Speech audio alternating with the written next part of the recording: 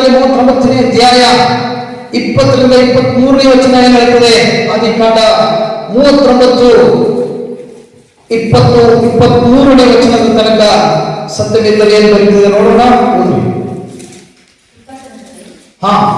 ಯೋಸೇಫನ ಜೀವನದಲ್ಲಿ ದೇವರು ಯೋಸೇಫನನ್ನ ಹೇಗೆ ಆಶೀರ್ವಾದ ಮಾಡಿದ್ರು, ಯೋಸೇಫನ ಜೊತೆ ದೇವರು ಇದ್ರ ನಾವು ನೋಡೋಣ.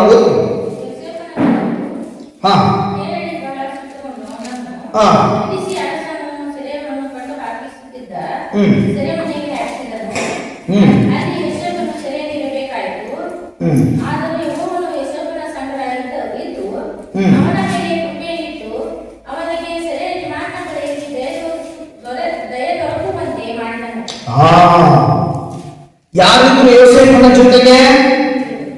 ಯಾರಿದ್ರು? ಯೋಸೇಫನ ಜೊತೆಗೆ ದೇವರಿದ್ದ ಕಾರಣ ಅವನು ಜೈಲಲ್ಲಿದ್ದರೂ ಕೂಡ ಪ್ರಧಾನಮಂತ್ರಿ ಆದನು. ಆಮೇಲೆ ಆದ್ರೆ ಅವನು ಜೈಲಲ್ಲಿರಬೇಕಾದ್ರೆ ಒಬ್ಬನೇ ಇದ್ದ, ಹೋರಾಟಗಳು ಬರುವಾಗಲೂ ಒಬ್ಬನೇ ಇದ್ದ. ಅವನ್ನೆಲ್ಲವನ್ನು ಆತನ ಸಕ್ಷಮ್ಯವಾಗಿ ಎದುರಿಸಲಿಕ್ಕೆ ದೇವರು ಶಕ್ತಿ ಕೊಟ್ಟರು. ಶಕ್ತಿ. ಅದಕ್ಕೆ ನಾನು ಹೇಳಿಕ್ಕೆ ಬಯಸ್ತೇನೆ, ನಾನು ಪ್ರಿಯ ಬಂಧುಗಳೇ, ಧರ್ಮಶಾಸ್ತ್ರದಲ್ಲಿ ಬರೆದಿರುವ ವಚನದ ಹಾಗೆ ಯೋಸೇಫನು ನೋಡ್ರಿ, ಆತನು ಜೈಲಲ್ಲಿದ್ರೂ ಕೂಡ ಆತನನ್ನ ಆಪಾದನೆ ಆತನ ಮೇಲೆ ವಹಿಸಿ, ಆತನು ತಪ್ಪು ಮಾಡದೇ ಇದ್ರೂ ಕೂಡ ಆತನ ಮೇಲೆ ಆಪಾದನೆಯನ್ನು ಹೊರಿಸಿದರು. ಅಪರಾಧ ಸ್ಥಾನದಲ್ಲಿಟ್ಟರು. ಪ್ರಿಯ ಬಂಧುಗಳೇ, ಕೆಲವೊಂದು ವಿಶ್ವಾಸಿಗಳಂಗೆ ಯಾರದೋ ಸಮಸ್ಯೆ, ಯಾರದೋ ಪ್ರಾಬ್ಲಮ್ಸ್ ಎಲ್ಲ ತಗೊಂಡ್ಬಂದ್ಬಿಟ್ಟು ತಮ್ಮ ಆತ್ಮಿಕ ಜೀವನದ ಮೇಲೆ ಹಾಕೊಳ್ಳೋದು. ಬೇಡಪ್ಪ ಚರ್ಚು, ಬೇಡಪ್ಪ ಅದು, ಬೇಡ ಬೇಡ ಬೇಡ ಬೇಡ. ಜನ ಹೆಂಗಿದ್ದಾರೆ, ಜನ ಏನ್ ಮಾಡ್ತಾರೆ, ಜನ ಏನ್ ಮಾತಾಡ್ತಾರೆ, ಎಷ್ಟು ಚಾಡಿ ಹೇಳ್ತಾರೆ, ಯಾರ ಬಗ್ಗೆ ಮಾತಾಡ್ತಾರೆ, ಇದನ್ನೇ ಕೇಳಲಿಕ್ಕೆ ಚರ್ಚೆಗೆ ಬರೋದಲ್ಲ. ಒಳ್ಳೆ ಮನುಷ್ಯರಾಗಲಿಕ್ಕೆ ನಮಗೆ ಬರ್ಬೇಕು. ಒಳ್ಳೆತನ ಅನ್ನೋದು ನಮ್ಮಲ್ಲಿ ಹುಟ್ಟುಕೊಂಡು ಅದು ನಮ್ಮಲ್ಲಿ ಕಾರ್ಯರೂಪಕ್ಕೆ ಬರಬೇಕಾದ್ರೆ ಟೈಮ್ ತಗೋತಿದೆ. ಆದ್ರೆ ನಾವು ಅದನ್ನು ಹೃದಯದಿಂದ ಸ್ವೀಕಾರ ಮಾಡಬೇಕು. ಯಾಕೆ ಅಂತಂದ್ರೆ ಗಮನದಲ್ಲಿಡ್ರಿ, ಪ್ರಾರ್ಥನೆ ಇರುವವರ ಮುಖವನ್ನ ಒಂದ್ಸಲ ನೋಡ್ರಿ, ಪ್ರಾರ್ಥನೆ ಬಿಟ್ಟು ಬದುಕುವವರ ಮುಖವನ್ನ ಒಂದ್ಸಲ ನೋಡ್ರಿ. Hallelujah, hallelujah. ಯೋಗ ಏನಾದ್ರೂ ತಪ್ಪು ಮಾಡಿದ್ದ? ಒಂದ್ಸಲ ಹೇಳ್ರಿ, ಯೋಗನಿಂದ ಏನಾದ್ರೂ ತಪ್ಪಿದ್ದ? ಯೋಗ ಹುಚ್ಚು ದೇಶದಲ್ಲೇ ಅಗರ್ಭ ಶ್ರೀಮಂತ. ಅವನ ಕಡೆ ಎಷ್ಟೋ ಸಾವಿರ ಕುದುರೆಗಳು, ಒಂಟೆಗಳು, ಕತ್ತೆಗಳು ಎಲ್ಲ ದೇವರು ಕೊಟ್ಟಿದ್ದ. ಗಮನದಲ್ಲಿ ಇಡಬೇಕು ಇದನ್ನ. ಎಲ್ಲ ದೇವರು ಕೊಟ್ಟಿದ್ರೆ ಒಂದು ಪಾಪವೂ ಕೂಡ ಮಾಡದೇ ಇರುವಂತ ಯೋಗದ ಜೀವನದಲ್ಲಿ ಅದೆಂತ ಪರೀಕ್ಷೆ ತಂದ ಸೈತಾನ. ಒಂದ್ಸಲ ಯೋಚನೆ ಮಾಡಿ ನೋಡಿ. ಇನ್ನು ತಪ್ಪೇ ಮಾಡಿ ಬದುಕುವವರ ಗತಿ ಏನಾಗಬಹುದು? ಹಾಗಾದ್ರೆ ತಪ್ಪು ಮಾಡದೇ ಇರುವ ಯೋಗದ ಜೀವನದಲ್ಲಿ ಶೋಧನೆಗಳು ಬರುವಾಗ ಯೋಗದ ಜೊತೆ ದೇವರು ಇಟ್ಕೊಂಡ. ಆಮೇಲೆ ಹಲ್ಲೆಲೂಯಾ. ಯೋಗದ ಜೊತೆಗೆ ದೇವರು ಇಟ್ಕೊಂಡ. ತಪ್ಪು ಮಾಡೋ ವ್ಯಕ್ತಿ ಜೊತೆ ದೇವರು ನಿಲ್ಲಲ್ಲ. ಹಲ್ಲೆಲೂಯಾ. ಹಾಗೆ ಯೋಸೇಫನು ಏನೂ ತಪ್ಪು ಮಾಡಿಲ್ಲ, ಯಾವ ಅಪರಾಧವೂ ಮಾಡಿಲ್ಲ. ಆದರೆ ಒಂದು ಸ್ತ್ರೀ, ಅರ್ಥ ಮಾಡ್ಕೊರಿ, ನನ್ನ ಮೇಲೆ ಅತ್ಯಾಚಾರ ಮಾಡಲಿಕ್ಕೆ ಬಂದ ಅಂತೇಳಿ ಸುಳ್ಳು ಆಪಾದನೆ ಹೇಳಿ ಆ ಪ್ರಾಮಾಣಿಕನಾದ ಯೋಸೇಫನನ್ನ ಜೈಲಿಗೆ ಹಾಕುವ ಹಾಗೆ ಮಾಡಿದ್ರು. ಆದ್ರೆ ಅವನು ಏನ್ ಮಾಡ್ದ? ಜೈಲಿಗೆ ಹೋಗ್ಲಿಕ್ಕೂ ಹಿಂಜರಿಲಿಲ್ಲ. ಹಲ್ಲೆಲೂಯಾ. ಅವನು ಒಂದೇ ನಂಬಿಕೆ ಯೋಸೇಫನಿಗೆ, ನಾನು ತಪ್ಪು ಮಾಡಿಲ್ಲ ಅಂದ್ರೆ ಅದು ಯಾವುದಾದ್ರೂ ನನ್ನನ್ನು ಕಾಪಾಡ್ತದೆ, ಆ ದೇವರನ್ನು ಕಾಪಾಡ್ತಾರೆ, ಯೆಹೋವ ದೇವರನ್ನು ಕಾಪಾಡ್ತಾರೆ. ನಾನು ಜೈಲಲ್ಲಿದ್ರು ನನ್ನ ಮೇಲೆ ದೇವರ ಆಶೀರ್ವಾದ ಇರುವುದಾದ್ರೆ ನನ್ನ ಪರವಾಗಿ ದೇವರೇ ವಾದ ಮಾಡ್ತಾರೆ, ಜಯ ದೇವರೇ ಕೊಡ್ತಾರೆ, ದೇವರೇ ನನ್ನ ಈ ಬಂಧನದಿಂದ ಬಿಡಿಸ್ತಾರೆ. ಸೈತಾನ ತಗೊಂಡು ಬಂದು ಏನೋ ಸೆರೆಮನೆಯಲ್ಲಿ ಹಾಕಿರ್ಬೋದು, ಯಾವುದೋ ಒಂದು ಸ್ತ್ರೀಯನ್ನ ಉಪಯೋಗಿಸಿ ಅವನ ಬುದ್ಧಿಯನ್ನ ಮಂಕು ಮಾಡಿಸಿ ನೀತಿವಂತನಾದ ಯೋಸೇಫನನ್ನ ಸೈತಾನ ಕಟ್ಟಿ ಹಾಕುವ ಹಾಗೆ ಪ್ಲಾನ್ ಮಾಡಿ ಆ ಜೈಲಲ್ಲಿ ಒತ್ತಿರ್ಬೋದು. ಆದ್ರೆ ಅದೇ ದೇವರು ಯೋಸೇಫನನ್ನ ಜೈಲಿನಿಂದ ಬಿಡಿಸಿಕೊಂಡು ಬರ್ತಾನೆ. ಅದೇ ದೇಶದ ಮೇಲೆ ದೇವರು ಯೋಸೇಫನನ್ನ ಪ್ರಧಾನಮಂತ್ರಿಯನ್ನಾಗಿ ಮಾಡ್ತಾನೆ. ಮನುಷ್ಯ ಇದಕ್ಕೆ ವಿರುದ್ಧವಾಗಿ ಏನೇ ಪ್ಲಾನ್ ಮಾಡ್ತಾ ಇರಲಿ, ಯಾವುದೇ ತಂತ್ರಗಳನ್ನ ಹಣಿತಾ ಇರಲಿ, ಎಷ್ಟೇ ಪ್ರಯತ್ನಗಳು ನಿಮ್ಮ ವಿರುದ್ಧವಾಗಿ ನಡೀತಾ ಇರಲಿ, ಯೋಸೇಫನಾಗಿ ಸ್ಥಿರವಾಗಿ ನಿಲ್ರಿ. ಯೋಸೇಫನಾಗಿ ಗಟ್ಟಿಯಾಗಿ ನಿಲ್ರಿ. ನೀವು ಸೆರೆಮನೆಗೆ ಹೋಗುವ ದಿನ ಬಂದರೂ ಧೈರ್ಯವಾಗಿ ಹೋಗ್ರಿ. ನಿಮ್ಮ ಜೊತೆ ದೇವರು ಬರ್ತಾನೆ.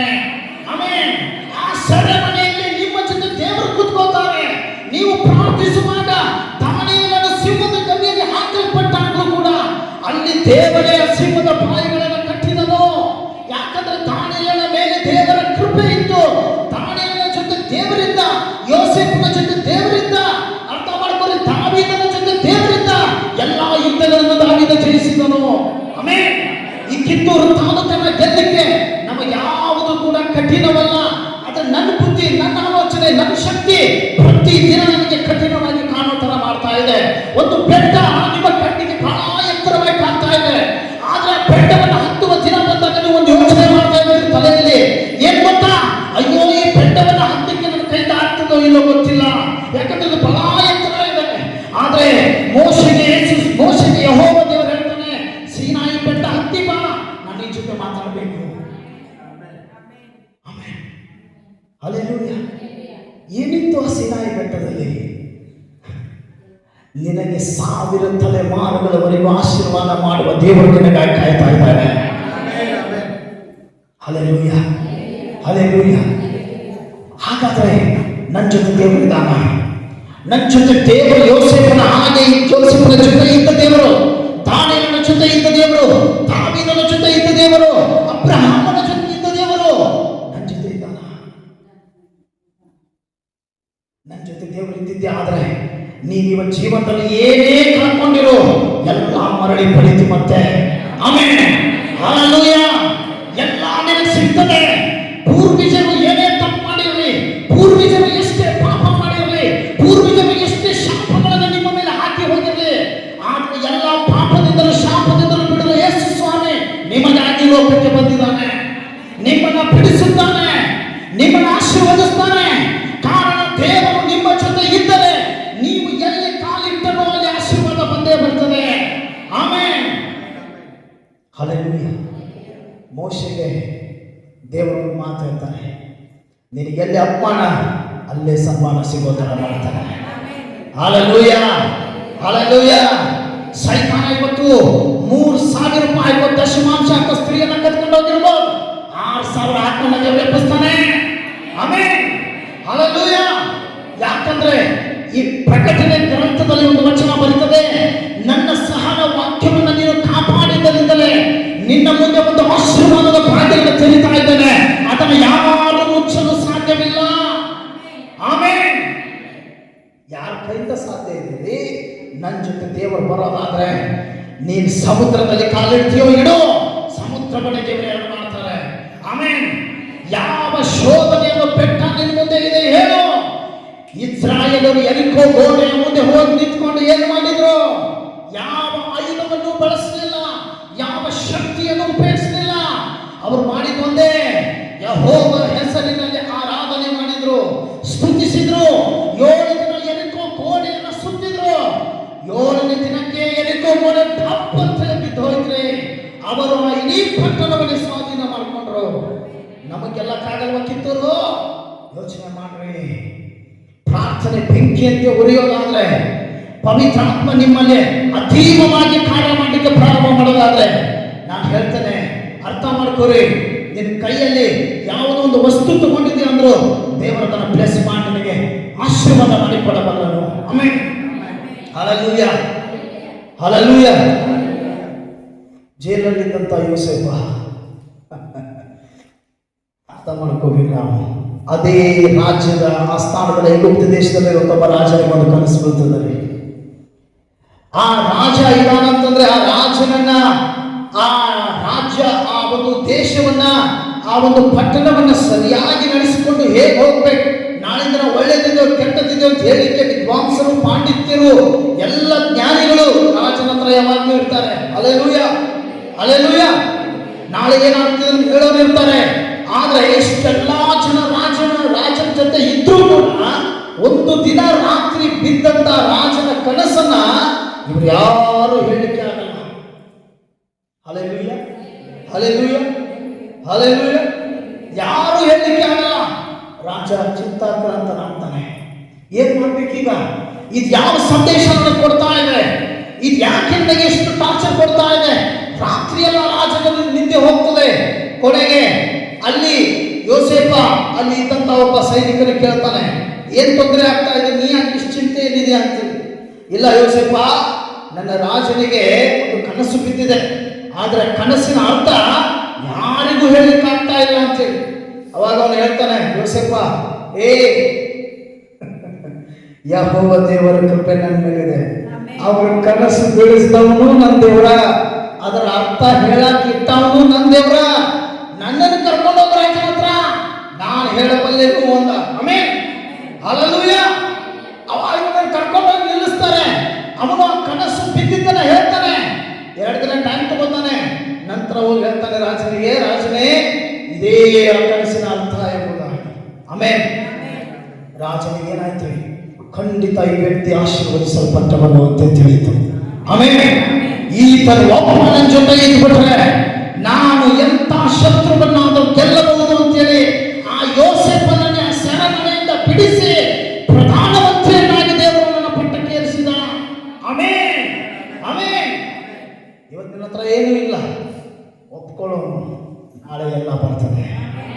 ಇದು ಸತ್ಯ. Hallelujah, hallelujah, hallelujah. ಅದಕ್ಕೆ ಯೋಸೇಫನ ಜೀವನವನ್ನು ನೋಡಿ ಕಲಿಯಿರಿ. ಯೋಸೇಫನು ಏನೇ ಬಂದರೂ ಕೂಡ ಬಹಳ ಸಂಕ್ಷೇಪವಾಗಿ ಎದುರಿಸಿದ. ನಂಬಿಕೆಯಲ್ಲಿ ಸ್ವಲ್ಪವೂ ಬಿದ್ದು ಹೋಗಲಿಲ್ಲ. ಇವತ್ತಿ ಪ್ರಾಪಂಚಿಕ ಲೋಕದಿಂದ ಬರುವ ಎಂಥದ್ದೇ ಶೋಧನೆ ಇರಲಿ, ಯಾವುದೇ ತೊಂದರೆಗಳಿರಲಿ, ನಿನ್ನ ಜೊತೆ ದೇವರಿರೋದಾದ್ರೆ ಗೆಲುವು ನಿನ್ನದೇ, ಜಯ ನಿನ್ನದೇ. ಆಮೆನ್. ನಂತರ ನಾವು ನೋಡ್ತೇವೆ, ಅದೇ ಆದಿಕಾಂಡದಲ್ಲಿ ಯಾಕೋಬನ ಜೊತೆ ದೇವರಿದ್ದನು. Amen, hallelujah. ವಾಕ್ಯ ಓದೋಣ. ಆದಿಕಾಂಡ 31ನೇ ಅಧ್ಯಾಯ 3ನೇ ವಚನ. ಯಾರಾದ್ರೂ ಓದಿ ನಮ್ಮಲ್ಲಿ ಬೇಗ. ಯಾಕೋಬನ ಜೊತೆ ದೇವರಿದ್ದನು. ಯಾಕೋಬನ ಜೊತೆ ದೇವರಿದ್ದಕ್ಕೆ ಏನಾಯಿತು? 31:3.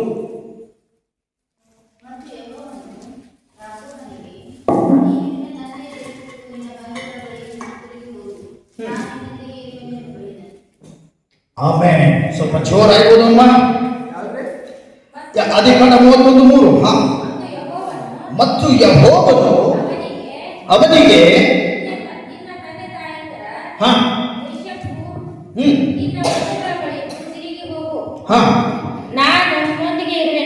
ನಾನು ನಿನ್ನೊಂದಿಗಿದ್ದೇನೆ. ಆಮೆನ್. ಯಾಕೋಬನಿಗೆ ದೇವರು ಹೇಳಿರುವ ಮಾತು, ನೀನು ಎಲ್ಲಿಂದ ಬಂದೆಯೋ ಅದೇ ಪಿತೃಗಳ ಹತ್ರ, ಅಂದ್ರೆ ನಿನ್ನ ತಂದೆ ತಾಯಿ ಹತ್ರ ತಿರುಗಿ ಹೋಗು. ಈಗ ಎಲ್ಲ ಐಶ್ವರ್ಯ ನಾನು ನಿನಗೆ ಕೊಟ್ಟಿದ್ದೇನೆ. ಹಲ್ಲೆಲೂಯಾ. ಯಾಕೋಬ ತನ್ನ ಊರಿನಿಂದ ಓಡಿ ಬರ್ತಾನೆ. ಅರ್ಥ ಮಾಡ್ಕೋರಿ, ಏಸಾವನ ತಪ್ಪು ಆಶೀರ್ವಾದವನ್ನ ಪಡೆದಿದ್ದಕ್ಕೆ ಅಣ್ಣ ಬಂದ್ಬಿಟ್ಟು ಹೊಡೆದಿಡ್ತಾನೆ ಅಂತ ಹೇಳಿ ಅವ್ರೇನ್ ಮಾಡ್ತಾನೆ? ಅರ್ಥ ಮಾಡ್ಕೋರಿ, ಓಡಿ ಬರ್ತಾನೆ. ಅವ್ರವ್ವ ಹೇಳಿದ್ದೆ, ನಿನ್ ಮಾವ ಅದಾನೆ, ಅಲ್ಲಿ ಹೋಗು, ಅಲ್ಲಿ ನಿನಗೆಲ್ಲ ವ್ಯವಸ್ಥೆ ಆಗ್ತದೆ ಅಂತೇಳಿ. ಮಾವ ಏನ್ ಮಾಡ್ಬಿಟ್ಟ? 40 ವರ್ಷ ಬರಬ್ಬರಿ ಮಾಡ್ದ. ಹಲ್ಲೆಲೂಯಾ,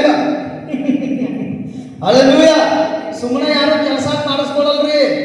ಏನಾದ್ರೂ ಕೊಡ್ಬೇಕಾದ್ರೆ, ಮೊಮ್ಮ ಕೊಡ್ಬೇಕಾದ್ರೆ ಸ್ವಲ್ಪ ಕೆಲಸ ಮಾಡ್ಲೇಬೇಕು.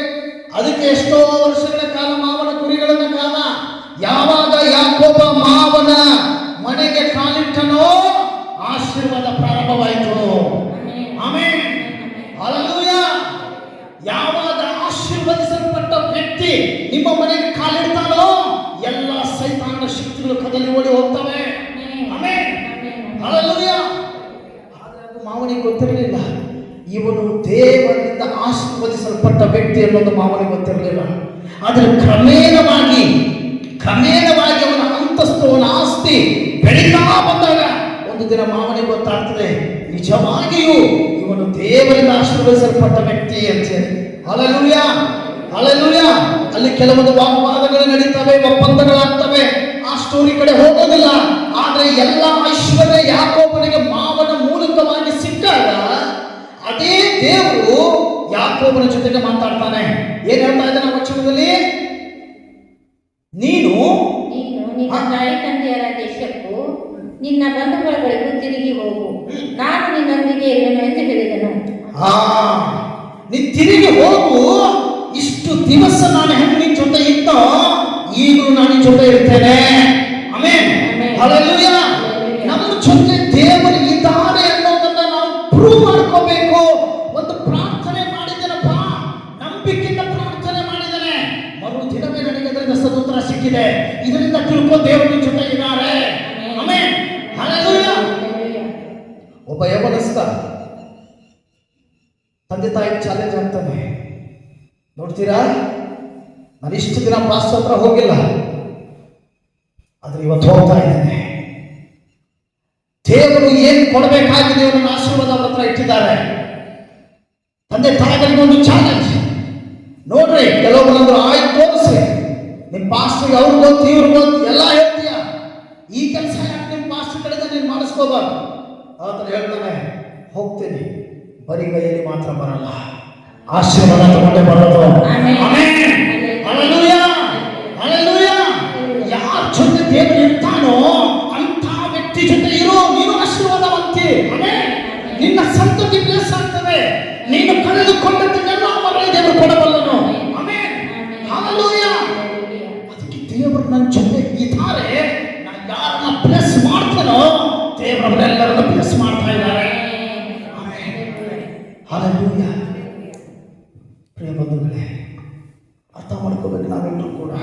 ಬೈಬಲ್ ಹೇಳ್ತಾ ಇದೆ, ಯಾಕೋಬನಿಗೆ ದೇವರು ಮಾತಾಡ್ದ, ಈಗ ನೀನು ಈ ಮಾವನ ಮನೆಯನ್ನು ಬಿಟ್ಟು ನಿನ್ನ ಮನೆಗೆ ಹೊರಟು ಹೋಗು, ನಾನು ನಿನಗೆ ಎಲ್ಲವನ್ನು ಕೊಟ್ಟಿದ್ದೇನೆ. ಆಮೆನ್. ನಂತರ ವಚನ ಹೇಳ್ತದೆ, ವಿಮೋಚನ ಕಾಂಡ 3ನೇ ಅಧ್ಯಾಯ 11-12 ವಚನ ಹೇಳ್ತದೆ. ಓದೋಣ ದಯವಿಟ್ಟು ಬೇಗ. ವಿಮೋಚನ ಕಾಂಡ 3ನೇ ಅಧ್ಯಾಯ 11-12. ಮೋಶೆ ದೇವರಿಗೆ ಫರೋಹನ ಸನ್ನಿಧಾನಕ್ಕೆ ಹೋಗುವುದಕ್ಕೂ ಇಸ್ರಾಯೇಲರನ್ನು ಐಗುಪ್ತ ದೇಶದಿಂದ ಕರೆದುಕೊಂಡು ಬರುವುದಕ್ಕೂ ನಾನು ಎಷ್ಟರವನು ಎಂದು ಹೇಳಿದನು. ಅದಕ್ಕೆ ದೇವರು, ನಾನೇ ನಿನ್ನ ಸಂಗಡ ಇರುವೆನು, ಮತ್ತು ನೀನು ನನ್ನ ಜನರನ್ನು ಐಗುಪ್ತ ದೇಶದಿಂದ ಹೊರಗೆ ತಂದಾಗ ನೀವು ಈ ಬೆಟ್ಟದಲ್ಲಿ ದೇವರನ್ನು ಆರಾಧಿಸುವಿರಿ. ನಿನ್ನನ್ನು ಕಳಿಸಿದ ನಾನೇ ಎಂಬುದಕ್ಕೆ ಇದೇ ನಿನಗೆ ಗುರುತಾಗಿರುವುದು. ಮೋಶೆಗೆ ದೇವರು ಹೇಳ್ತಾ ಇದ್ದಾರೆ, ನೀನು ಆ ಗುಲಾಮಗಿರಿಯಲ್ಲಿರುವಂತಹ ಐಗುಪ್ತ ದೇಶದಲ್ಲಿ ಎಷ್ಟೋ ವರ್ಷಗಳ ಕಾಲ ಗುಲಾಮಗಿರಿಯಲ್ಲಿರುವಂತಹ ಇಸ್ರಾಯೇಲರನ್ನ ಬಿಡಿಸಿಕೊಂಡು ಬರಲಿಕ್ಕೆ ನಾಯಕನನ್ನಾಗಿ ನಿನ್ನನ್ನು ಕಳಿಸ್ತಾ ಇದ್ದಾನೆ. ಅವಾಗ ಮೋಶೆ ಹೇಳ್ತಾನೆ, ಓ ಗುರುವೇ, ಅವರನ್ನ ಬಿಡಿಸಿಕೊಂಡು ಬರಲಿಕ್ಕೆ ನಾಯಕನ ಪದವಿ ಹೊಂದಿಕೊಳ್ಳಿಕ್ಕೆ ನಾ ಎಷ್ಟರವನು, ತಗ್ಗಿಸಿಕೊಳ್ಳುವ ಮಾತು ದೇವರ ಮುಂದೆ. ಅದಕ್ಕೆ ದೇವರು ಹೇಳ್ತಾ ಇದ್ದಾರೆ, ಭಯ ಪಡಬೇಡ, ನಾನೇ ನಿನ್ನ ಸಂಗಡ ಇರುವೆನು. ಆಮೆನ್. ಹಲ್ಲೆಲೂಯಾ.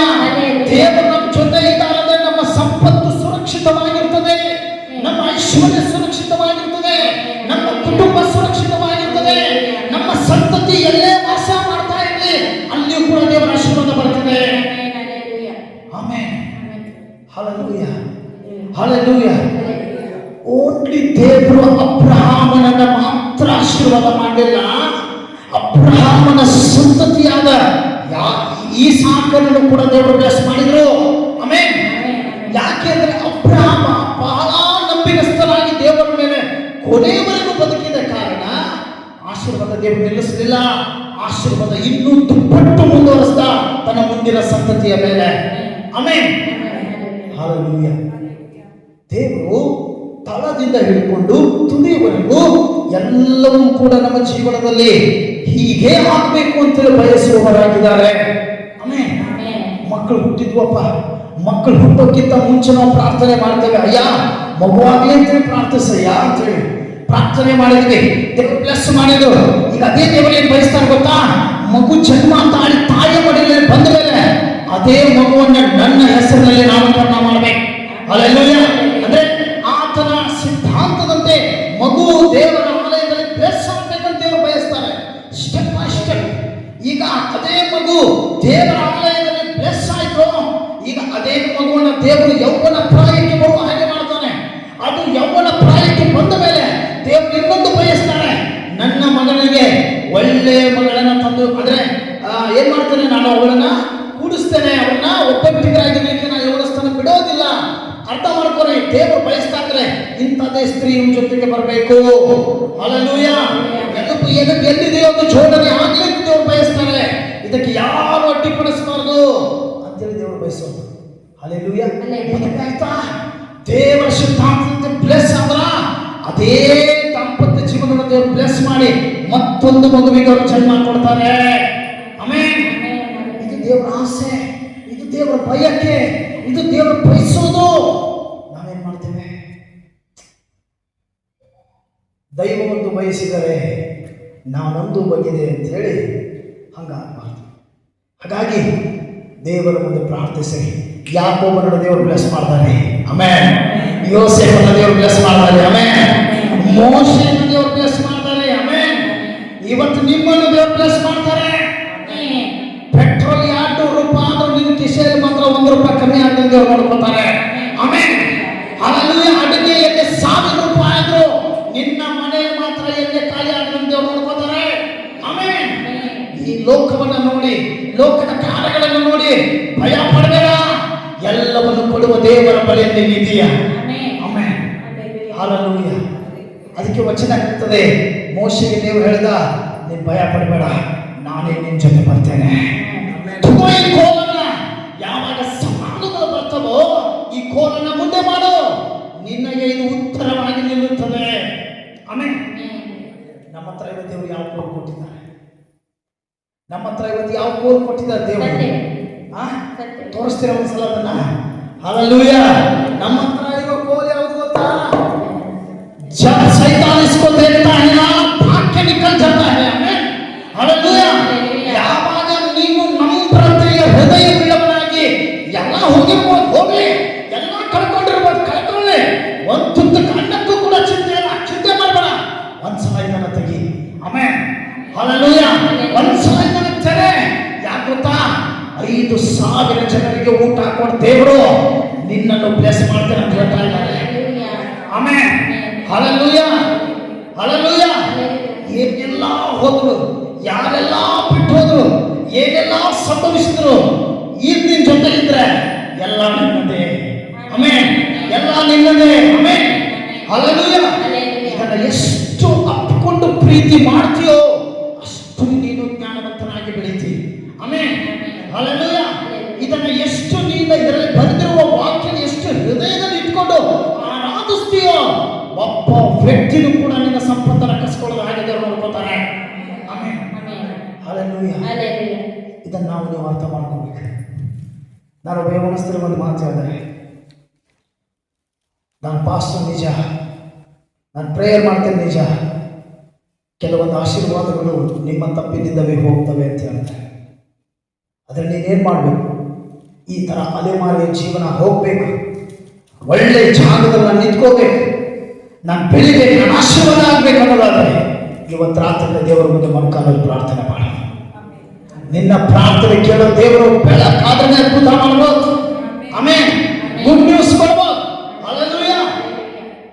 ಅದೇ ರೀತಿ ಮಾಡ್ದ, ಹಲ್ಲೆಲೂಯಾ.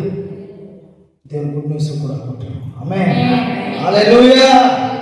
ಗಾಡ್ಸ್ ಕ್ರಿಯೇಷನ್ ಸಭೆ ಕೊಟ್ಟ ಸಭೆ ಹೊರತು ಪಡೆದ ಸಭೆ ಅಲ್ಲ, ಸಾಕ್ಷಿಗಳನ್ನು ಕೇಳಿ ಬೆಳೆದ ಸಭೆ. ಪ್ರಿಯ ಬಂಧುಗಳೇ, ನಾವ್ಯಾರು ಕೂಡ ಸಂಪತ್ತು ಭರಿತರಾಗಿ ನಾವಿಲ್ಲಿ ಬಂದವರಲ್ಲ. ನಾವೆಲ್ಲರೂ ತೃಣಕ್ಕೂ ಕೂಡ ಸಮಾನತೆ ಇಲ್ಲದೆ ಇರುವ ಜೀವನವನ್ನು ಜೀವಿಸಿ ದೇವರ ಬಳಿಗೆ ಬಂದಾಗ ಇದೆಲ್ಲ ನಮಗೆ ಸಿಕ್ಕಿರೋದು, ಆಮೆನ್. Hallelujah, hallelujah. ಯಾಕೆ? ನಮಗೆ ಯಾರು ಶಿಕ್ಷಣದ ಜ್ಞಾನ ಕೊಡಲಿಲ್ಲ, ನಮ್ಗೆ ಯಾರು ಬದುಕಿನ ಜ್ಞಾನ ಕೊಡಲಿಲ್ಲ, ನಾವು ಹೇಗಿರ್ಬೇಕು ಅನ್ನೋದು ಹೇಳಿಲ್ಲ, ನಮ್ಮ ತಪ್ಪುಗಳನ್ನು ಯಾರು ತಿದ್ದಿಲ್ಲ, ನಮ್ಮನ್ನು ಸರಿದಾರಿಗೆ ಯಾರು ಕರ್ಕೊಂಡು ಹೋಗಲಿಲ್ಲ. ಯಾವಾಗ ನಾನು ಒಬ್ಬ ಪಾಪಿಯಾಗಿ ಯೇಸು ಸ್ವಾಮಿ ಆಲಯದ ಒಳಗೆ ಕಾಲಿಟ್ಟ ಸರ್ವಸ್ವವನ್ನೇ ದೇವರು ನನಗಾಗಿ ಕೊಟ್ಟುಬಿಟ್ರು, ಆಮೆನ್. ಹಲ್ಲೆಲೂಯಾ. ಇವತ್ತು ಈ ಲೋಕ ನನ್ನನ್ನು ನೋಡಿ ಪ್ರೀತಿಸ್ತಾ ಇದೆ ಅಂದ್ರೆ ಆ ಪ್ರೀತಿ ಮೊದಲು ಯೇಸು ಸ್ವಾಮಿ ನಿನ್ನ ಕೊಟ್ಟಿದ್ದಾರೆ, ಆಮೆನ್. ಹಲ್ಲೆಲೂಯಾ. ಅದಕ್ಕೆ ಬೈಬಲ್ ವಚನ ಹೇಳ್ತಾ ಇದೆ, ಯೆಹೋಶುವನ ಅಧ್ಯಾಯ 1, ಯೆಹೋಶುವ ಪುಸ್ತಕದಲ್ಲಿ 1ನೇ ಅಧ್ಯಾಯ 5ರಿಂದ 6ನೇ ವಚನ ಓದಿದ್ರೆ ಬೇಗ ಬೇಗ ಓದಬೇಕು. ಯೆಹೋಶುವ 1ನೇ ಅಧ್ಯಾಯ 5ನೇ ವಚನ 6ನೇ ವಚನ ಓದಿದ್ರೆ ಗಟ್ಟಿಯಾಗಿ. ನಿನ್ನನ್ನು ಕೈ ಬಿಡುವುದಿಲ್ಲ, ತೊರೆಯುವುದಿಲ್ಲ, ಸ್ಥಿರಚಿತ್ತನಾಗಿರು, ಧೈರ್ಯದಿಂದಿರು, ಯಾಕಂದರೆ ನಾನು ಈ ಜನರ ಪಿತೃಗಳಿಗೆ ಪ್ರಮಾಣ ಮಾಡಿಕೊಟ್ಟ ದೇಶವನ್ನು ಇವರಿಗೆ ಸ್ವಾಧೀನಪಡಿಸಬೇಕು. ನನ್ನ ನನ್ನ ಸೇವಕನಾದ ಮೋಶೆ ನಿನಗೆ ಬೋಧಿಸಿದ ಧರ್ಮೋಪದೇಶದಿಂದ ಹಾ ಕೈಗೊಂಡು ಹಾ ನಡೆಯುವುದರಲ್ಲಿ ಹಾ ಚಿರಚಿತ್ತನಾಗಿರು, ಹಾ ಧೈರ್ಯದಿಂದಿರು. ಹಾ ಅದನ್ನು ಬಿಟ್ಟು ಹಾ ಎಡಕ್ಕಾದರೂ ಬಲಕ್ಕಾದರೂ ಹೋಗಬೇಡ. ಹಾ ಆಗ ನೀನು ಹಾ ಎಲ್ಲಿ ಹೋದರೂ ಕೃತಾರ್ಥನಾಗುವಿ. ಹಾ ಈ ಧರ್ಮಶಾಸ್ತ್ರವು ಹ್ಮ್ ಯಾವಾಗಲೂ ನಿನ್ನ ಬಾಯಲ್ಲಿರಲಿ. ಹಾ ಹಗಲಿರುಳು ಅದನ್ನು ಧ್ಯಾನಿಸುತ್ತಾ ಅದರಲ್ಲಿ ಬರೆದಿರುವುದನ್ನೆಲ್ಲ ಹ್ಮ್ ಕೈಗೊಂಡು ನಡಿ. ಹಾ ಆಗ ನಿನ್ನ ಮಾರ್ಗದಲ್ಲೆಲ್ಲ ಸಫಲನಾಗುವಿ, ಕೃತಾರ್ಥನಾಗುವಿ. ಹಾ ನಾನು ನಿನಗೆ ಆಜ್ಞಾಪಿಸಿದ್ದನ್ನೆಲ್ಲ ಹಾ ಸ್ಥಿರಚಿತ್ತನಾಗಿರು, ಹ್ಮ್ ಧೈರ್ಯದಿಂದಿರು, ಹ್ಮ್ ಅಂಜಬೇಡ. ಸಾರಿ 5ನೇ ವಚನದಲ್ಲಿ ಬರೆದಿದೆ ನೋಡ್ರಿ. ಏನ್ ಹೇಳ್ತಿದೆ ಅಂತಂದ್ರೆ, ನಿನ್ನ ಜೀವಮಾನದಲ್ಲೆಲ್ಲ ಒಬ್ಬರು ನಿನ್ನ ಮುಂದೆ ನಿಲ್ಲನು, ನಾನು ಮೋಶೆಯ ಸಂಗಡ ಇದ್ದ ಹಾಗೆ ನಿನ್ನ ಸಂಗಡಲವೂ ಇರುವೆನು. ಆಮೆನ್. ಬೈಬಲ್ ಒಂದ್ಸಲ ಇತಿಹಾಸ ತೆಗೀರಿ ನೀವು. ಅಬ್ರಾಹ್ಮನ ಜೊತೆ ದೇವರು ಬಂದ್ರು, ಯಾಕೋಬನ ಜೊತೆ ದೇವರು ಬಂದ್ರು, ಈ ಸಂಪನೊಂದಿಗೆ ದೇವರು ಬಂದ್ರು, ಹಲ್ಲೆಲೂಯ. ಯೋಸೇಫನೊಂದಿಗೆ ದೇವರು ಬಂದ್ರು, ಹಲ್ಲೆಲೂಯ. ಈಗ ನಾವು ನೋಡ್ತಾ ಇದ್ದೀವಿ ಮೋಶೆಯೊಂದಿಗೆ ದೇವರು ಬಂದ್ರು, ಈಗ ಯೆಹೋಶುವನೊಂದಿಗೆ ದೇವರು ಹೋಗ್ತಾ ಇದ್ದಾನೆ. ಯಾಕೆ ದೇವರು ಹೋಗ್ತಾ ಇದ್ದಾನೆ? ಕಾರಣ ಒಂದೇ, ಅವಾಗಿನ ಕಷ್ಟ, ಅವಾಗಿನ ಯುದ್ಧ, ಅವಾಗಿನ ಶೋಧನೆ ಅಷ್ಟು ಸಾಮಾನ್ಯಕರವಾಗಿರಲಿಲ್ಲ. ಯಾವಾಗ ಯಾರ ಪ್ರಾಣ ಯಾವ ಶತ್ರು ಬಂದು ಹಾರಿಸ್ತಾನೋ ಯಾರಿಗೂ ಗೊತ್ತಿರಲಿಲ್ಲ. ಎಲ್ಲರೂ ಮೈ ತುಂಬಾ ರಕ್ಷಣೆ ಕವಚವನ್ನ ಹಿಡಿದುಕೊಂಡೇ ಪ್ರತಿದಿನ ಕಾಲ ಕಳಿಬೇಕಾಗಿತ್ತು. ಹಲ್ಲೆಲೂಯ. ಮೋಶೆಗಿಂತಲೂ ಯೆಹೋಶುವನ ಒಂದು ಇದೇ ಬೇರೆ ಇತ್ತು. ಹಲ್ಲೆಲೂಯ. ಚರಿತ್ರೆನೇ ಬೇರೆ ಇದೆ ಪ್ರಿಯ ಬಂಧುಗಳೇ. ಅದಕ್ಕೋಸ್ಕರ ವಚನ ಹೇಳ್ತಾ ಇದೆ, ನಾನು ಮೋಶೆ ಸಂಗಡ ಇದ್ದ ಹಾಗೆ ನಿನ್ನ ಸಂಗಡಲೂ ಇರುವೆನು. ಇವತ್ತು ಪ್ರಿಯ ಬಂಧುಗಳೇ, ನಾನು ಹೇಳಿಕೆ ಬಯಸ್ತಾ ಇದ್ದೇನೆ, ನನ್ನ ಪೂರ್ವಜರ ಸಂಗಡ ಇದ್ದ ದೇವರು ಇವತ್ತು ನನ್ನ ಸಂಗಡನೂ ಇದ್ದಾನೆ. ಆಮೆನ್. ಅವರು ನಡೆಸಿದ ದೇವರು ಇವತ್ತು ನಡೆಸ್ತಾನೆ ಇದ್ದಾನೆ. ಇದನ್ನ ನಾವು ಅರ್ಥ ಮಾಡ್ಕೋಬೇಕು. ತಲೆಮಾರುಗಳವರೆಗೂ ಆತನ ಕೃಪೆ ಬರಬೇಕು. ಆಮೆನ್. ಹಲ್ಲೆಲೂಯ. ಅದಕ್ಕೆ ದೇವರು ಇವತ್ತು ನನ್ನ ಜೊತೆ ಇದ್ದಾರೆ ಅನ್ನೋದು ದೊಡ್ಡ ಪ್ರಶ್ನೆಯಾಗಿದೆ ನೋಡ್ರಿ. ದೇವರು ಯಾರ ಜೊತೆ ಇರ್ತಾರೆ ಅವರ ಹತ್ರ ಸೈತಾನ ಬರಲಿಕ್ಕೆ ಸಾಧ್ಯ ಇಲ್ಲ. ಅವರು ಎಂದೂ ದೇವರ ಪ್ರೀತಿಯಿಂದಾಗಲಿ ಹೋಗೋದಿಲ್ಲ. ಇವತ್ತು ನಾನು ನೋಡ್ರಿ ಏನು ಹೇಳಿಕ್ಕೆ ಬಯಸ್ತಾ ಇದ್ದೇನೆ, ಸೈತಾನ ನಮಗೆ ಶತ್ರುವಾಗಿದ್ದಾನ, ಸೈತಾನ ನಮ್ಮ ವೈರಿನ. ಹಾಗಾದ್ರೆ ಸೈತಾನ ಜೊತೆ ಇರೋರು ಯಾರು ನಮಗೆ? ಸೈತಾನ ನಮಗೆ ವೈರಿ. ಸೈತಾನ 12 ಜನ ಶಿಷ್ಯರಲ್ಲಿ ಯಾರನ್ನ ಯೂಸ್ ಮಾಡ್ಕೊಂಡ? ಗಮನ ಇಟ್ಟು ಕೇಳ್ರಿ. ಡೈರೆಕ್ಟ್ಲಿ ಸೈತಾನ ಬಂದು ಯುದ್ಧ ಮಾಡುತ್ತಾನೆ. ಅವನಿಗೆ ಏನ್ ಬೇಕಾಯ್ತು ಯುದ್ಧ ಮಾಡಲಿಕ್ಕೆ? ಮನುಷ್ಯನ ಶರೀರ. ಹಲ್ಲೆಲೂಯ. ಅದಕ್ಕೆ ವಚನ ಬರುತ್ತದೆ, ಕೊನೆಯ ದಿನದಲ್ಲಿ ಇಸ್ಕರಿಯೋತನ ಒಳಗಡೆ ದುರಾತ್ಮ ಹೋದನು ಅಂತ ಬರೆಯಲ್ಪಟ್ಟಿದೆ. ಆಮೆನ್. ಹಲ್ಲೆಲೂಯ. ಅವನು ದುರಾತ್ಮ ಪೀಡಿತನಾದನು, ಅವನು ದುರಾತ್ಮ ಹೋದನು, ಅದಕ್ಕೆ ಅವನಲ್ಲಿಂದ ಹೊರಟು ಹೋಗ್ತಾನೆ. ಗಮನ ಇಟ್ಕೋಬೇಕು. ಈಗ ಬೈಬಲ್ ಹೇಳ್ತದೆ, ಆಕಾಶ ಮಂಡಲದ ದುರಾತ್ಮಗಳ ವಿರುದ್ಧವಾಗಿ ಹೋರಾಟಕ್ಕೆ ಸರ್ವಾಯುಧಗಳನ್ನು ಧರಿಸಿಕೊಂಡ್ರೆ ಆತ ನಮಗೆ ವೈರಿಯಾಗಿದ್ದಾನೆ ಅಂತಾನೆ. ಹಾಗಾದ್ರೆ ಈಗ ಸೈತಾನನ ಜೊತೆ ಇರೋರೆಲ್ಲ ನಮಗೆ ಯಾರು?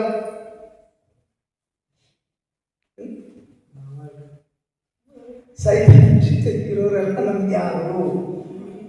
ಈಗ ಹಿಂಗೆ ಹೇಳ್ಬೋದಾ ಮಾಸ್ಟರ್? ಈಗ ಒಬ್ಬ ಮನುಷ್ಯ ದೆವ್ವ ಪೀಡಿತನಾಗಿದ್ದಾನೆ.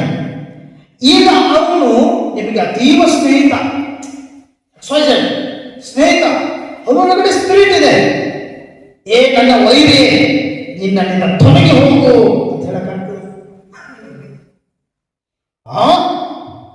ಏನೋ ಗೆಳೆಯ ಇಷ್ಟು ದಿನ ಬಹಳ ಚಂದ ಬಂದ್ಬಿಟ್ಟು ಈಗ ತೊಲಗಿ ಹೋಗು ಅಂತ ಇದ್ದೆ, ಹೆಂಗೋ ಏನ ನಿನಗಂದಿಲ್ಲಪ್ಪ? ಅವನ ಒಳಗೆ ಅಲ್ಲ, ಅವನು ಹೇಳಿದ್ದೇನೆ, ನನ್ನ ಒಳಗೆ ಯಾರದ ಅವನಿಗೂ ಗೊತ್ತಿಲ್ಲ. ಹಲ್ಲೆಲೂಯ. ಅರ್ಥ ಮಾಡ್ಕೊಡ್ರಿ. ಅಂದ್ರೆ ಅಲ್ಲಿ ತಿಳ್ಕೋಬೇಕೇನು ಗೊತ್ತಾ? ಮನುಷ್ಯರು ನಮ್ಮ ವೈರಿಗಳಲ್ಲ, ಆದ್ರೆ ಸೈತಾನ ನಮಗೆ ವೈರಿ. ಮನುಷ್ಯರನ್ನು ಸಾಧನವಾಗಿ ಉಪಯೋಗಿಸ್ಕೊಳ್ತಾ ಇದ್ದಾನೆ. ಹಲ್ಲೆಲೂಯ. ಸೇವೆ ವಿರುದ್ಧವಾಗಿ, ನಿಮ್ಮ ನಂಬಿಕೆ ವಿರುದ್ಧವಾಗಿ, ನಿಮ್ಮ ಮನೆಗಳ ವಿರುದ್ಧವಾಗಿ, ನಿಮ್ಮ ಆಶೀರ್ವಾದದ ವಿರುದ್ಧವಾಗಿ, ನಿಮ್ಮ ಸಂಪತ್ತಿನ ವಿರುದ್ಧವಾಗಿ, ನಿಮ್ಮ ಕೆಲಸದ ವಿರುದ್ಧವಾಗಿ ಮನುಷ್ಯರನ್ನ ಸೈತಾನ ಉಪಯೋಗ ಮಾಡ್ತಾ ಇದ್ದಾನೆ. ಹಲ್ಲೆಲೂಯ. 15 ದಿನಕ್ಕೊಮ್ಮೆ ಲಿಂಬಿಯನ್ ಸೈತಾನ ಹೋಗ್ತಾನ, ಮನುಷ್ಯ ಹೋಗ್ತಾನ.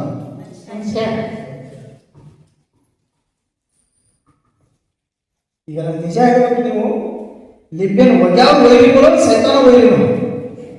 ನಿಮ್ಮ ಪೇರು ಮಂಡ್ಯ. ಅಷ್ಟಾರ್ ಭಾಳ ಕೆಟ್ಟದಾಳ್ರಿ, ಸರಿ ಇಲ್ಲ ಕೆಮ್ಮ, ಬರೀ ಇದನ್ನ ಮಾಡ್ಕೊಂತ ಬಂದವಳು. ಏನ್ ಮಾಡೋದು? ಹಲ್ಲೆಲೂಯಾ. ಎಂದಾದರೂ ಒಂದು ಸಲ ಯೋಚನೆ ಮಾಡ್ರಿ, ಸೈತಾನನನ್ನ ಕದಲಿಸಿದರೆ ಅವನು ಬಿಟ್ಟು ಓಡಿ ಹೋಗುವನು, ಆದರೆ ನೀನು ಕುಣಿಗಿದರೆ ಮತ್ತೆ ತಿರುಗಿ ಬರುವನು. ಹಲ್ಲೆಲೂಯಾ. ನಾವು ಏನ್ ಮಾಡ್ಬೇಕು? ನಮ್ಮ ಕುರಿ ಒಂದು ಕಟ್ಕೊಂಡು ಹೋಗ್ಯಾನ ಅಂದ್ರ ಅವನ 100 ಕುರಿಗಳನ್ನ ನಾವು ಕಟ್ಕೊಂಡು ಬರ್ಬೇಕು. ಆಮೆನ್. ಹಲ್ಲೆಲೂಯಾ. ಅರೆ ನಿನ್ನ ಸಂಪತ್ತು ಎಲ್ಲಿದೆ ಗೊತ್ತಾ? ನಿನ್ನ ಐಶ್ವರ್ಯ ಎಲ್ಲಿದೆ ಗೊತ್ತಾ? ಇವಾಗ ಅಕೌಂಟಿಗೆ ಟಿಕ್ ಅಂತೇಳಿ ಒಂದು 2 ಲಕ್ಷ ರೂಪಾಯಿ ಬಂದು ಬಿತ್ತಂದ್ರೆ ದೊಡ್ಡ ಸಂಪತ್ತು ಅಂತ ತಿಳ್ಕೊಬೇಡ. ಆ ಸಂಪತ್ತು ನುಸಿ ಹಿಡಿದು ತುಕ್ಕಿಡಿದು ಹಾಳಾಗಿ ಹೋಗುವುದು. 2 ಲಕ್ಷ ರೂಪಾಯಿ 2 ತಿಂಗಳಲ್ಲಿ ಖಾಲಿ, ಅಕೌಂಟ್ ಮತ್ತೆ ಜೀರೋ, ಸಂಪತ್ತೆಲ್ಲ ಹೋಯ್ತು. ಆದ್ರೆ ಬೈಬಲ್ ಏನಂತದ ಗೊತ್ತಾ? ನಿನ್ನ ನಿಜವಾದ ಸಂಪತ್ತು, ಅಳಿಯಲಾರದ ಸಂಪತ್ತು, ಸ್ಥಿರವಾದ ಸಂಪತ್ತು ಪರಲೋಕ ರಾಜ್ಯದಲ್ಲಿದೆ. Amen, amen. ಈ ಭೂಮಿ ಮೇಲಿನ ಸಂಪತ್ತಿಗಾಗಿ ತವಕ ಪಡಬೇಡ್ರಿ. ಪ್ರಿಯ ಬಂಧುಗಳೇ, ನಾನು ಹೇಳಿಕೆ ಬಯಸ್ತಾ ಇದ್ದೇನೆ, ಇಲ್ಲಿ ಲೋಕದಲ್ಲಿರುವಂತಹ ಒಂದು ಆತ್ಮವನ್ನ ನೀವು ಸೈತಾನನ ರಾಜ್ಯದಿಂದ ಬಿಡಿಸಿ ದೇವರ ಹತ್ರ ಕರ್ಕೊಂಡು ಬಂದ್ರಿ ಅಂತಂದ್ರೆ ಒಂದು ಇಟ್ಟಕ್ಕೆ ದೇವ ಸ್ವರ್ಗದಲ್ಲಿ ನಿಮ್ಮ ಮನೆ ಮೇಲೆ ಇಟ್ಟ ಅಂದ್ರೆ ನಿಮ್ಮ ಮನೆ ರೆಡಿ ಆಗತೈತಿ. ಮತ್ತೊಂದು ಆತ್ಮ ಕರ್ಕೊಂಡ್ ಬಂದ್ರೆ ಇಲ್ಲ ಇಲ್ಲ, ಒಂದು 30 ಆತ್ಮಗಳನ್ನ ಕರ್ಕೊಂಡ್ ಬಂದ್ರೆ 30 ಇಟ್ಟಂಗಿ ಬಂದು. ಇನ್ನುವರೆಗೂ ಒಂದು ಆತ್ಮ ಕರ್ಕೊಂಡ್ ಬಂದಿಲ್ಲ, ಪಾಯನ ತಂದಿದ್ದಿಲ್ಲ.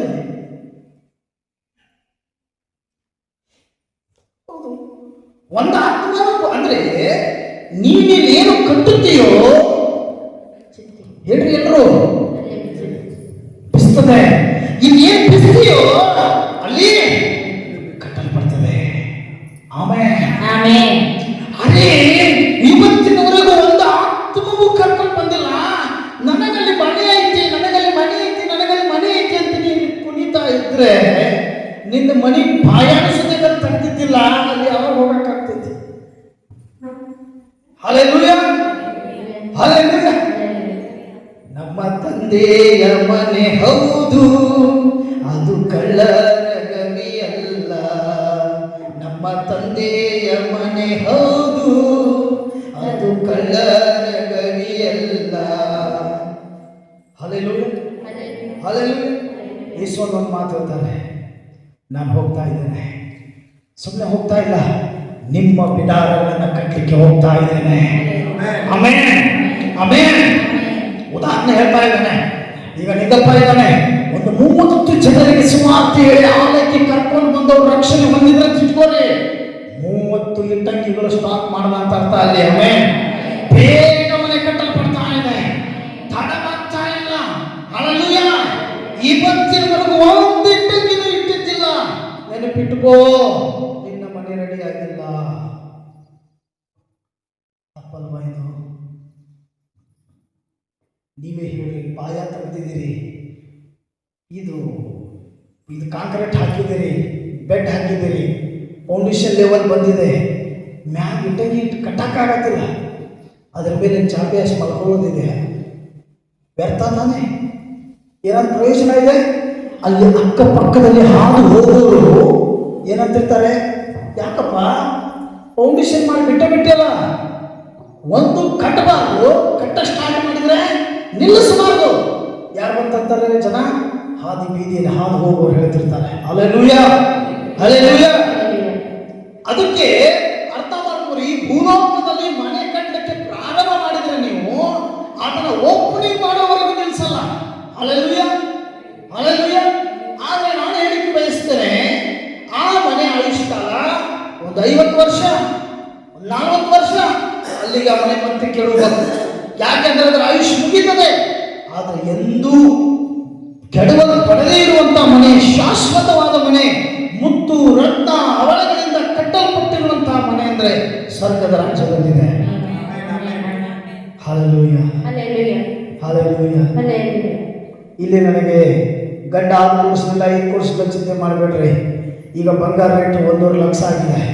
ಬೇಡ ಅವಸಾದ್ರೆ ನಮಗೆ ನೀವು ಏನು ಬಯಸಿದ್ರು ಬಾಯಿಬಲಲ್ಲಿ ತೆಗೆದುಬಿಟ್ಟು ಹೇಳ್ರಿ, हे परमेश्वर पिता, स्वर्गाच्या राज्यामध्ये मला तू सगळं देणार आहेस. निसर्गाच्या राज्यामध्ये सोन्याच्या या रस्त्यावर मी चालणार आहे. ದೇವರೇ, ಸ್ವರ್ಗದ ರಾಜ್ಯದಲ್ಲಿ ಬಂಗಾರ ಬೀದಿಯಲ್ಲಿ ನಾನು ನಡೀತೇನೆ ಸ್ವಾಮಿ.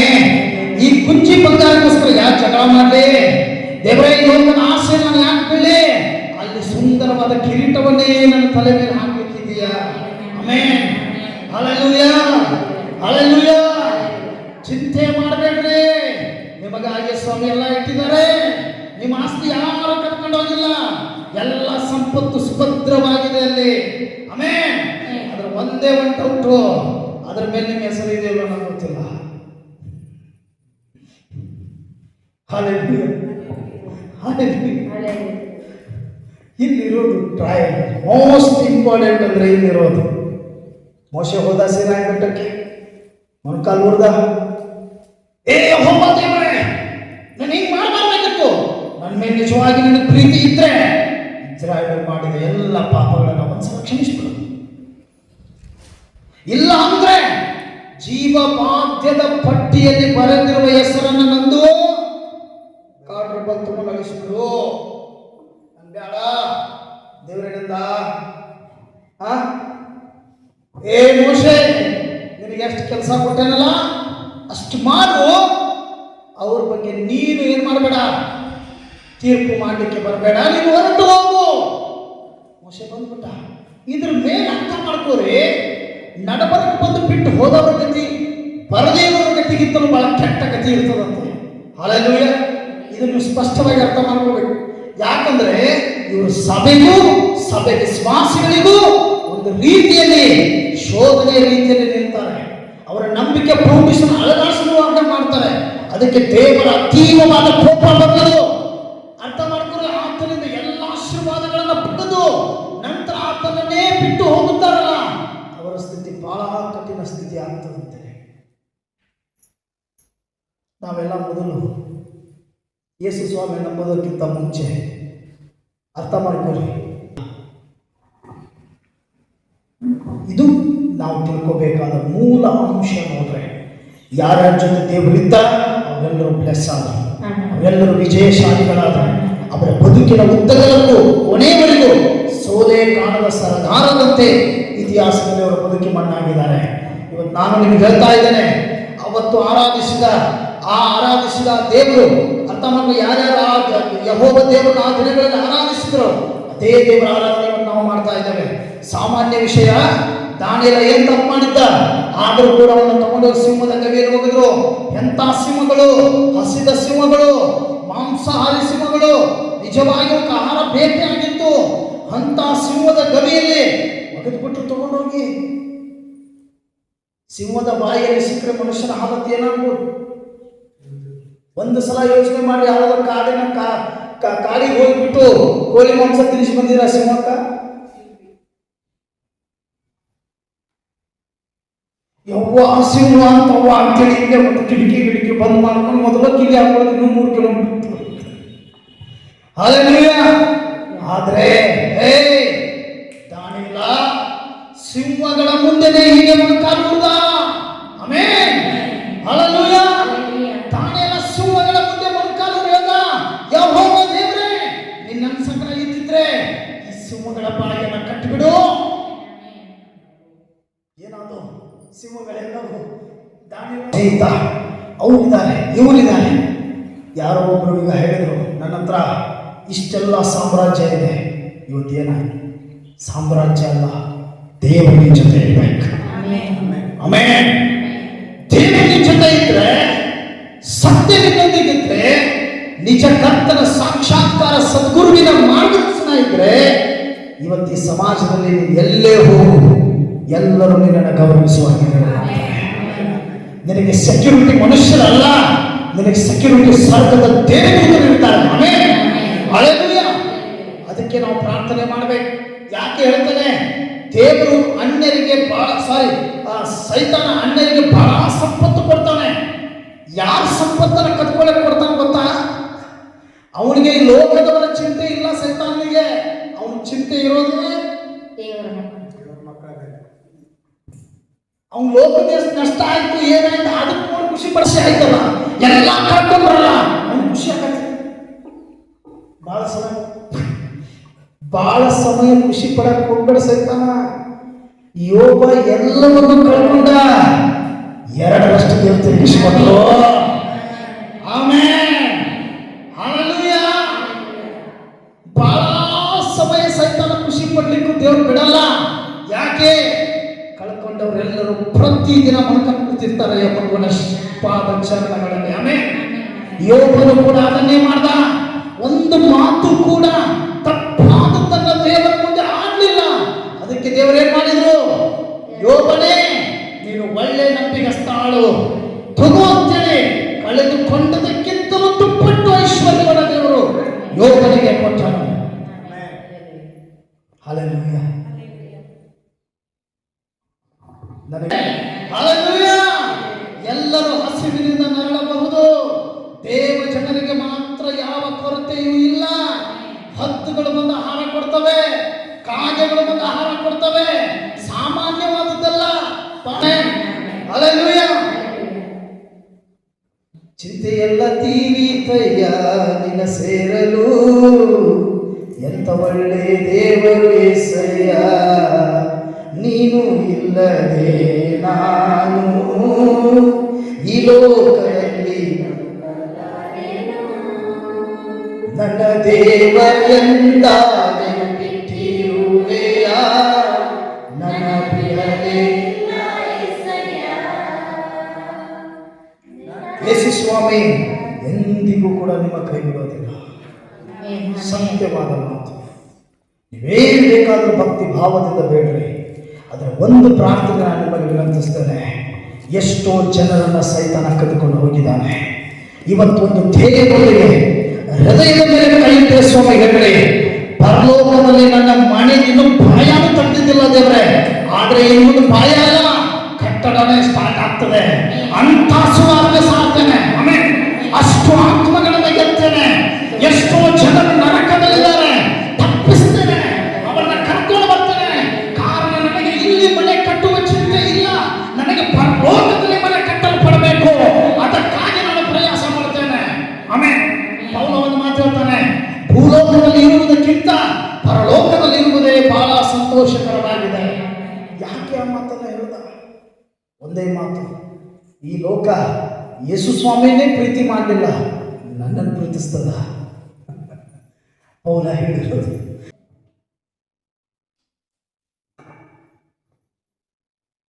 ನಮ್ಮ ಯೇಸು ಸ್ವಾಮಿ ಬಹಳ ಒಳ್ಳೆ ರೂಪ, ಪ್ರೀತಿ ಕೊಡೋ ದೇವರು. ಎಂಥ ಪಾಪಿ ಬಂದರೂ ಕ್ಷಮಿಸ್ತಾರೆ ನೋಡ್ರಿ. ಎಷ್ಟೇ ತಪ್ಪು ಮಾಡಿದೆ ನಾನು, ಯೇಸು ಸ್ವಾಮಿ ಅಂದ್ರೆ ಮುಗಿತು, ಕ್ಷಮೆ ಬಂದೇ ಬಿಡ್ತು, ಕ್ಷಮಿಸೇ ಬಿಟ್ರು. ನನ್ನ ದೇವರು ದಯಿಸುವ ಅಗ್ನಿಯಾಗಿದ್ದಾನೆ. ಇಬ್ರಿಯರ ಪತ್ರಿಕೆ ಹೇಳುತ್ತೆ, ದಯಿಸುವ ಅಗ್ನಿ ಉಳ್ಳ ದೇವರ ಕೈಯಲ್ಲಿ ಸಿಕ್ಕಾಕೊಳ್ಳೋದು ಅತಿ ಭಯಂಕರವಾದದ್ದು ಅಂತೇಳಿ ಬರೆಯಲ್ಪಟ್ಟಿದೆ. ಸಾಮಾನ್ಯವಾದದ್ದ? ದೇವರು ಎಂಥವನ್ನು ಕ್ಷಮಿಸ್ತಾನೆ? ಪಾಪದ ಅರಿವೇ ಇರಲಿರೋ ವ್ಯಕ್ತಿಯನ್ನು ದೇವರು ಕ್ಷಮಿಸ್ತಾನೆ. ಎಲ್ಲ ತಿಳ್ಕೊಂಡು ಪಾಪ ಮಾಡೋದು ದೇವರು ಕ್ಷಮಿಸಕ್ಕೆ ಸಾಧ್ಯನೇ ಇಲ್ಲ. ವಚನ ಏನು ಹೇಳ್ತದೆ? ಬೇಕೆಂದು ಪಾಪ ಮಾಡಿದರೆ ಇನ್ನಾಥರಿಂದ ಯಜ್ಞವೂ ಇಲ್ಲ ಆ ವ್ಯಕ್ತಿಗೆ ಬಿಡುಗಡೆ ಕೊಡಲಿಕ್ಕೆ. ಹಾಗಾದ್ರೆ ನಾವೇನು ಮಾಡೋಣ? ಒಂದು ತೀರ್ಮಾನ ಮಾಡೋಣ. ಯೋಸೇಫನ ಜೊತೆ ದೇವರು ಬಂದಲ್ವೋ, ಯಾಕೋಬನ ಜೊತೆ ದೇವರು ಬಂದಲ್ವೋ, ಮೋಶೆಯ ಜೊತೆ ದೇವರು ಇದ್ದಲ್ವೋ, ದಾನಿಯೇಲನ ಜೊತೆ ದೇವರು ಇದ್ದಲ್ವೋ, ಯೆಹೋಶುವನ ಜೊತೆ ದೇವರು ಇದ್ದಲ್ವೋ, ಇವತ್ತು ನಿಮ್ಮ ಜೊತೆ ದೇವರು ಬರಬೇಕು. ಹಂಗ ಪ್ರಾರ್ಥನೆ ಮಾಡ್ರಿ.